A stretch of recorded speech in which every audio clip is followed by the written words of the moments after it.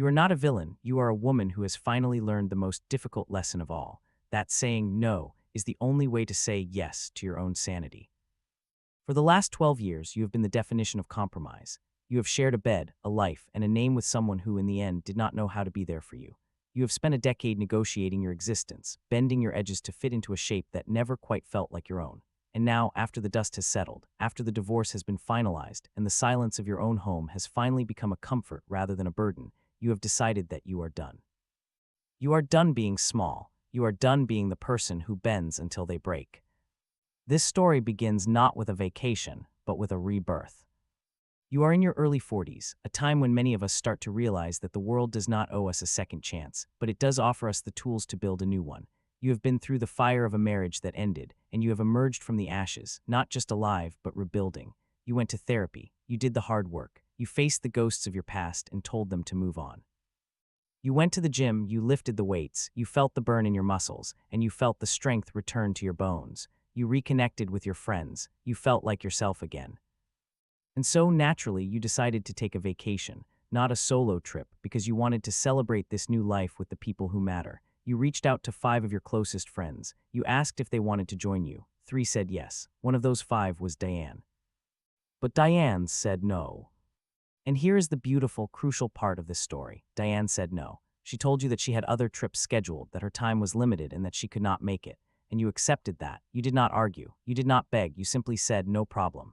You moved forward with the 3 who were there for you. You researched, you planned, and you found a 4-bedroom Airbnb in a beautiful location. You booked the flights. You made the decisions. You built a sanctuary. The layout of this trip was intentional, designed with the care of someone who knows exactly what they need to heal. There are 4 bedrooms, 4 women, 4 distinct spaces.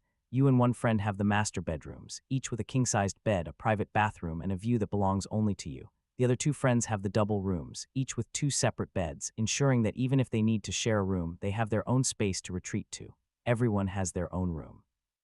Everyone has their own boundaries. Everyone has their own peace.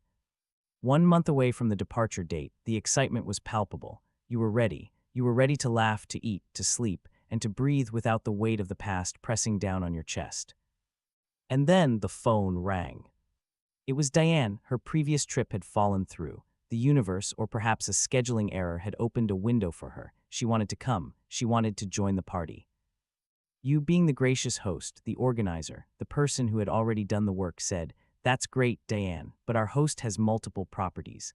Let me see if she has another one nearby, or if she can recommend a hotel close to us." You offered a solution. You offered a compromise. You offered a path forward that respected the boundaries you had already set. But Diane did not see a solution. She saw a rejection. She got upset. Her voice hardened. She asked why she couldn't just stay with you. She asked why you couldn't just switch rooms with one of your friends so that she could share a double room with you. She demanded that you rearrange the entire structure of your carefully curated retreat to accommodate her sudden change of heart. And in that moment, you realized something profound. You realized that you are a grown woman. You are a woman who has spent 12 years sharing a room with an ex-husband. You have spent 12 years trying to make a marriage work, trying to find space in a relationship that felt like a cage. You have spent 12 years listening, compromising, and shrinking. And now you are saying no. You told her that you did not want to switch rooms. You told her that you needed your space. You told her that you had just spent 12 years sharing a room with your ex and that you were finally, happily, adjusting to being alone. You told her that your friends, who are rarely away from their husbands and children, also want their space. You explained that from the very beginning, the decision was that everyone would have their own room. You explained it clearly. You explained it firmly. But Diane does not get it, or perhaps she just doesn't want to get it. She called your other friends. She tried to bypass you. She tried to convince the women who were going on the trip to share a room with her to break the rules to make an exception. But they didn't fall for it. They are professional women just like you. They know what they need. They said no. They suggested that she get an Airbnb or a hotel near you and that you would all hang out together. They were firm. They were united. They were not going to let the drama of one person's changing plans destroy the peace of the group. Now Diane is not talking to any of you. The silence is heavy. The distance is wide. And you are left sitting in the quiet of your own home, wondering if you are the bad guy. You feel a twinge of guilt. A small, nagging voice in the back of your head asks, "Did I do the right thing? Am I being selfish? Am I being mean?" But let us look at the facts. You are a grown woman. You have a right to your own space. You have a right to your own peace. You have a right to say no. You have spent 12 years being the person who says yes, who bends, who compromises, who makes room for everyone else's needs while your own go unmet. And now, finally, you are making room for yourself. This is not selfishness. This is self-preservation. Diane is a professional woman who makes good money. She travels solo because she doesn't want to negotiate with anyone. She had her own room on the group trip that fell apart. You are not asking her to do anything she hasn't done before. You are simply asking her to respect the boundaries that you have set for your own trip. You are asking her to accept a no without turning it into a crisis. The drama is not yours, it is hers. She is bringing it to you. She is trying to force you to carry the weight of her disappointment, her anger, her need for control, and you are refusing to let her. You feel bad that you don't feel bad. That is a sign of growth. That is a sign that you are healing. You have been through enough in the last year. You have learned how to handle your own feelings again. You cannot manage hers as well. You cannot be her therapist, her savior, or her emotional support system. You are a friend and you are a host, but you are not responsible for her happiness. You are a woman who has finally learned that her needs matter. You are a woman who has finally learned that her boundaries are not suggestions. They are non-negotiable. You are a woman who has finally learned that saying no is the most powerful thing you can do for yourself.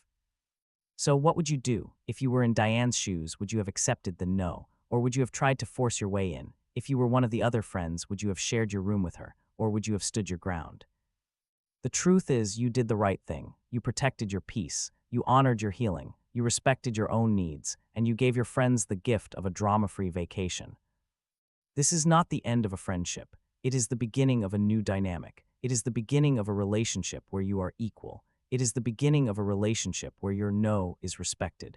And if Diane cannot accept that, then perhaps she is not ready to be a friend to the woman you are becoming.